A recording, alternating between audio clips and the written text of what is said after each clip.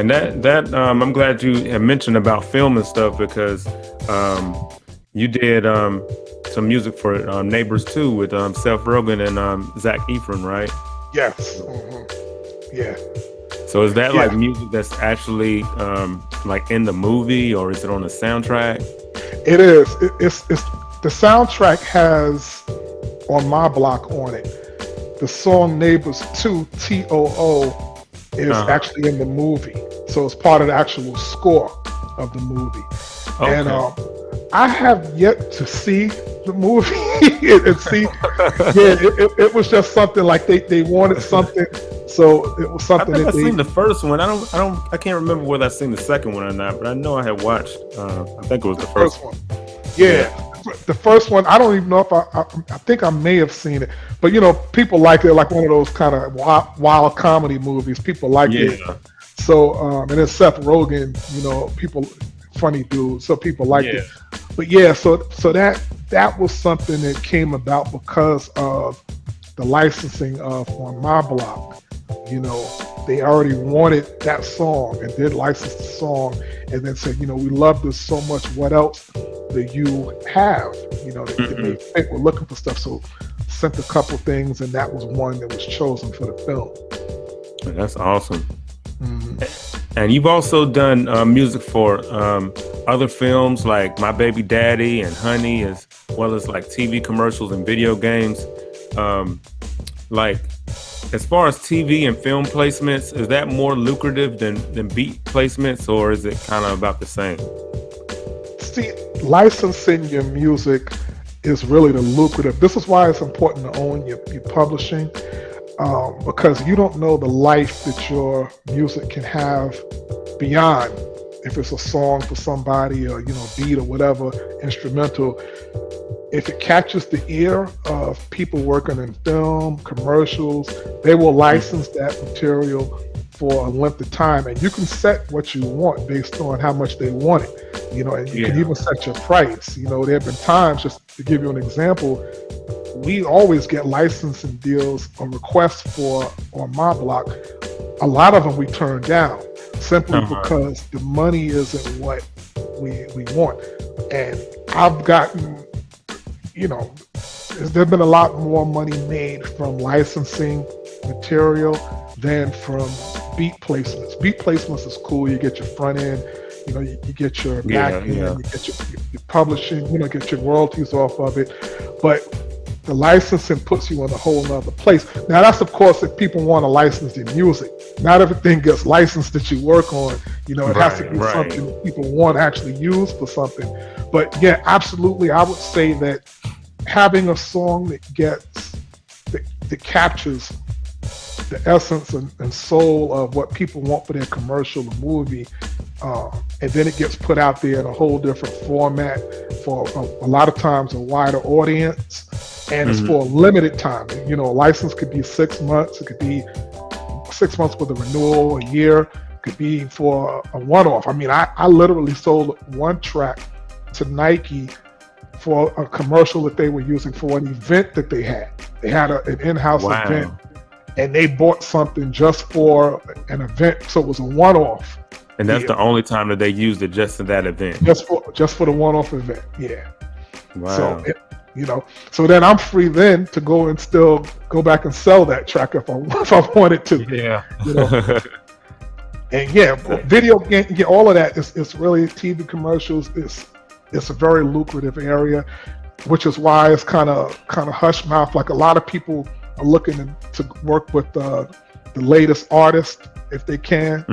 But the reality of it is there are other areas to make money in the creating beats and making music, and not everybody has to be number one on the Billboard or number one on playlist and Spotify for that to happen, for you to make nice money in music. Yeah, and I'd imagine like what you can price it, is that kind of based on of course, like how high profile the client is that's asking for it, and also like how long is they want to use it for. That's right. Yes, it's based on both of those things. Certain clients just have the money. very often when ad campaigns, people are working on ad campaigns, and then they hire music supervisors to find music to go along with the film or the TV commercial. These are like third-party people working for, let's say, like T-Mobile. So it's not T-Mobile directly looking for it. It'll be this third-party company that's putting together the ad campaign. And a lot of times they try to lowball you in the beginning because they've been given a budget already. Their budget has already been given to them. So if they can get it for less money, that means they get to keep whatever they don't have to use to secure the music. So, once you've been around, that's what the game is, and where how much they can really offer based on the client. Once you hear who the client is, it gives you an idea how much you can request. So absolutely, it depends on, and also the length. One of the other things too, I'm very particular about how the music is used and what it represents, especially in a hip hop format. So I had a discussion with Scarface about on my block. Speaking of on my block, this one particular commercial used the music in a way that made it look like some kids created the music. It showed I think it was a girl on the piano and another kid on a drum machine.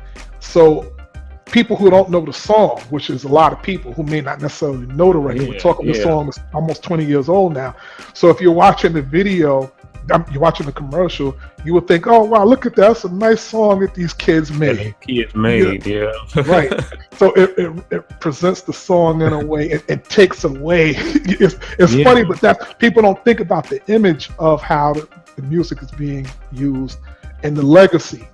Part of the reasons why I decided to use my name for production and not something else is because I am concerned about history and being a researcher, the importance of being able for people to connect the dots about what really happened behind the scenes on things. So anyway, that was a long way of answering that question. I appreciate it. Yeah, you dropped a lot of gems, Well, thank you. With that, most definitely.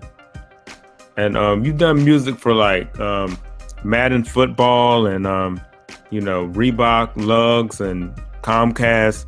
Does it make it easier to create music when you know that it's for well-known brands that we all know and use? You know what? Not necessarily, because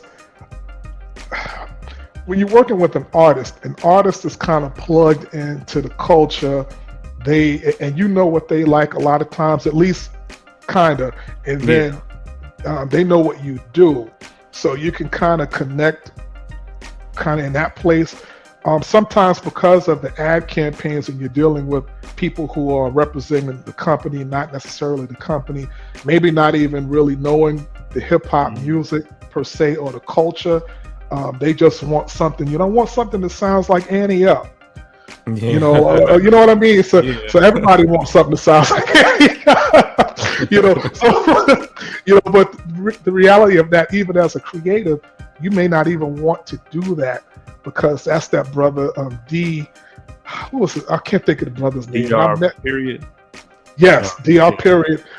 Real cool brother too. I met him. Hank Shockley took me to his house around the time that record came out, and real cool brother. Like that record, that's his thing. Simon Says it's his own thing, and I don't know that you can't, it's more than just the music. It's the time behind it. It's the zeitgeist behind it. Like all of the stuff that's happening, the artist on it. And a lot of times the ad campaign, people from the commercials, they just kind of, I want that, I want this. So they could sometimes be a little bit more difficult to work with and create for, because you got to kind of break them out of what they think they may want to have, and because you still want to be creative in it. I don't want I don't want to make another of something else I already did. You know, if it comes and it feels like something I did, that's different. But I'm not going to sit in front and be like, I want to do another so-and-so beat that I did 10 years ago. You know, that's not fun for me. You know?